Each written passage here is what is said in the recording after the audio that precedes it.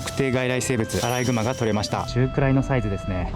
それでもね、猫やタヌキと比べるとずっしりとした体格をしています。まあパワーだけで言えば余裕で猫やタヌキを凌駕します。大力の持ち主です。今から電気を使って気絶をさせた後に止め刺しをして解体をしていきますが、その様子はバッサリとカットいたしますので、精肉された状態からどうぞ。今回のアライグマ全然臭くなかったです。ちなみにオスでした。これが後ろ足、前足、あばらの部分で首の後ろから取れたお肉です。どうして僕がアライグマを取るかというと、一つはお肉が美味しいこと。もちろんね、個体差はあるんですけど、基本的には美味しいです。二つ目の理由は、子供たちに現在我々が享受している生態系の恩恵をしっかりと残していきたいからです。アライグマはね、こんな感じで木登りがとても得意で、農園の果物を食べてしまったり、スイカを食べたりと大きな農業被害を出しています。また日本固有のイシガメやサンショウウオを食べてしまうので、生態系に対する被害も出ています。さらに狂犬病、レプトスピラ症、アライグマ海中など恐ろしい病気や寄生虫を媒介する生物でもあります。現在アライグマの生息域、生息数はどんどん増加しています。このままではね、子供たちの住む未来の環境は今と同じではなくなってしまうかもしれません。そうならないためにも現実に目を向けてやるべきことをやっていこうと僕は思っています。真面目な話はこれくらいにしておいて、ようやくお肉になったので、ここからは美味しいであろう料理に期待しつつ料理していきたいと思います。ということで早速ピザ窯を作っていく。まずはね、粘土の準備をしましょう。さあ行くぞ。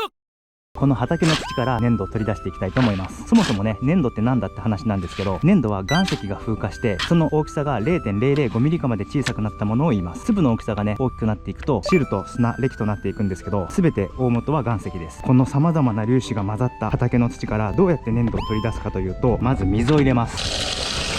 そしてよく混ぜます。混ぜながら中に塊があれば崩してください。ちなみに粘土をよく含む土っていうのはギュッと握るとね、こんな感じでよく固まります。これは粘土に粘性があるためです。十分粘土が浮遊したところで上澄み液をこしながら大きいバケツに入れていきます。1回だけだと粘土がもったいないので、2回くらいは1つのバケツについて粘土を取り出していきます。2回目も上澄み液を大きいバケツに移していきます。ちなみに粘土を取り出す前の土はギュッと握ると固まったと思うんですけど、粘土を取り出した後の土はこんな感じでギュッと握ってもね、固まることはありません。粘土がなくなってしまったので土に粘性がなくなったんですね。ここに含まれていた粘土がこっちに移動したというのが分かります。粘土を取り出した土は畑に戻して同じ作業を繰り返していきます。こんな感じで何度もこの作業を繰り返して浮遊させた粘土を大きいバケツにどんどん溜めていって、数日間放置させて沈殿させたものがこちら。細かい粒子も1週間以上放置すればしっかりと沈殿します。こんな感じでたっぷり沈んでます。そしたらゆっくり上澄みだけを捨てていきます。よし、ここまで。こんな感じで粘土が溜まっています。結構ありますよこれ。ほら、こんなに溜まってる。まだまだ水がシャバシャバなんで乾燥させましょう。表面積の大きい容器に入れていきます。水分の量がちょうどよくなるまで待ちたいと思います。ということでしばらく時間が空いちゃうんでファイヤー。さっき取れたアライグマのお肉を味見してみたいと思います。首の後ろのお肉です。全然臭くないんですよね。今までで一番臭くないお肉かもしれません。超楽しみ。ただね、アライグマのお肉は菌やウイルス、寄生虫を持っている可能性があるので、お肉の中心まで火を通して食べましょう。蒸し焼きにしちゃいましょう。これでしばらく放置してしっかり焼いていきます。はい、焼けました。うわ、めちゃくちゃいい匂い。うまそう。これ絶対うまい。それではアライグマのお肉、味見程度ですがいただきます。うまい。うますぎる。めちゃくちゃうまい。これは牛肉と間違えても仕方ないぐらいにうまいです。この音聞こえるかな。和牛のようなとろけるような肉質ではないんですけど、赤身肉のね、筋繊維をザクッザクッとね噛みちぎるこの歯ごたえ、めちゃくちゃ最高に好きです。うますぎる。家族にもね、早速今日焼いて食べさせてあげたいと思います。これはね、ピザ窯のホイル焼きがめちゃくちゃ楽しみになってきました。早くピザ窯作りたい。毛皮をちょっと放置したら毛が抜けてきちゃったんで、せっかくなんでね、太鼓作ってみようと思います。アライグマの皮はね、結構柔らかいので、どんな太鼓になるか楽しみですね。去年捕まえたアライグマの毛皮の塩漬けなんですけど、すごいですね。全く脱毛する気配もなくて、しっかり頑丈なまま保たれています。これはこれでしっかり毛皮にしたいと思います。粘土の水分が飛んで成形できる状態になりました。これをしっかり練り混ぜて均一な粘土にしていきます。うわ、これ大変だぞ。見て、きめ細かくて成形しやすいです。たくさんこね回しました。早速ピザ窯を作っていきたいと思います。そしたらね、ここにピザ窯を作っていくんですけど、まずはピザ窯の形になるように湿らせた砂を使ってピザ窯の形を作っていこうと思います。こうやって持ってくるとこんな感じで形を作ることができます。ということで、この砂でピザ窯内部の形状を作っていきます。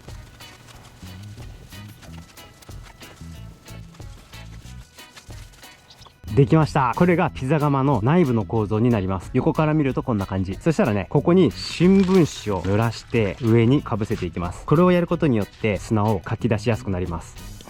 粘土が乗らないようにしておきましょう。早速粘土をつけていきます。しっかり叩いて粘土の中から空気を除きます。そしたら土台に貼り付けていきます。そう、上手上手。おお、飛んでた飛んでた。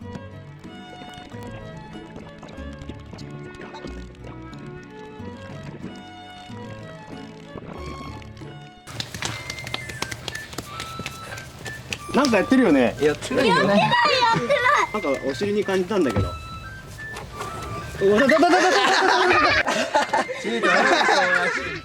できました。こんな感じです。結構水分多かったんでひび割れないか心配なんですけど、まあなるようになるってことでやっていきたいと思います。それでは乾燥を待ちましょう。3日が経ちました。潰れないぐらいの感じにはなってます。このまま置いとくとこの砂が邪魔で収縮ができないためにパリパリと割れてきます。なので完全に乾ききってはいないんですけど、砂を抜いていきます。これぐらいのタイミングで砂を抜かないとね、本当にこれバリバリに割れていくので、このタイミングでね抜いちゃいます。現在の気温2度です。手が冷たい。完全に砂を抜き取りました。しっかり形状を保っています。それでは完全に乾くのを待ちましょう。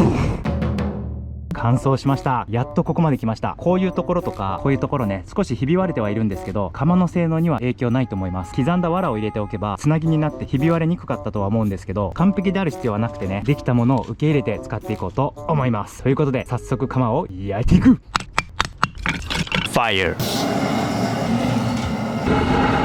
火がつきました。窯の温度が上がるのを待つ間にアライグマのお肉に下味をつけていきましょう。味付けはクレイジーソルト。これはね、岩塩にニンニクやハーブが入っていてお肉料理などにすごく合います。たっぷりめで大丈夫です。しっかりなじませてアルミホイルで包んでいきます。焦げないように何重にも巻いていきます。まだまだ時間がかかりそうなので、先日毛をむしったアライグマの皮で太鼓を作っていきたいと思います。皮が茶色いのはお茶と紅茶で担任なめしをしたからです。太鼓を作るときは生皮、木皮でいいんですけど、担任なめし少しかけちゃいました。まあ多少なめされてても太鼓は全然作れると思うので、これでやっていきたいと思います。昔叩いてたジャンベが壊れてたんで、そこにアライグマの皮を貼って太鼓にしていきたいと思います。ということでアライグマの太鼓を作っていく。まずは皮の厚みが均一な部分を使っていくんですけど、首の下の背中の部分、ここはね皮がめちゃくちゃ厚いので、腰のあたりの皮を使っていきます。皮を押さえる輪っか、この大きさに合わせて切っていきます。穴を開けます。その対角線上も同じように穴を開けます。紐なら何でもいいので穴に通します。そしてそれを反対側の穴にも入れます。テンションを張ります。全周でしっかりテンションを張っていきます。テンションを張ることができました。そしたらこれをジャンベのテンションをかける輪っかの内側に入れます。うまく入るかな。たらこれを持ち上げて緩めてあった紐を締め込んでいきます。なんとか貼り終えました。そしたらここを切っちゃって余分な皮を切っていきます。皮って余ってると邪魔ですからね。 OK。 まだ皮が湿っていてパリッと張っていないので、これはこのまま乾燥させましょう。楽しみ。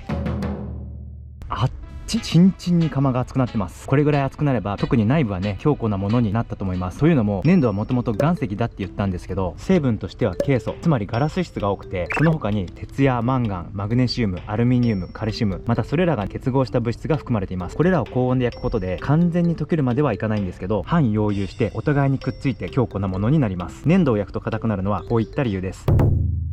この距離でめちゃくちゃ熱いです。ずっとかざしていられません。こういう枯れ草を近づけると、はい、こんな感じで火に触れなくても燃えてしまいます。ピザ窯が完成しました。そしたら早速アライグマを焼いていきましょう。ちょっとだけ火力の調整をします。アライグマのお肉を入れていきます。あっち、炭はほとんど出したんですけど、輻射熱でめちゃくちゃ熱いです。めちゃくちゃ楽しみ。ピザ窯の中の温度は果たして今何度になっているのか。200度を超えています。何にも触れていない空間の温度なんですけど、260度を超えましたね。ピザ窯の中はめちゃくちゃ熱くなっています。これでじっくり焼いていきましょう。アライグマの毛皮も完成しました。この毛皮もこの太鼓の皮と同じく緑茶と紅茶を煮出したものを使って担任なめしをしました。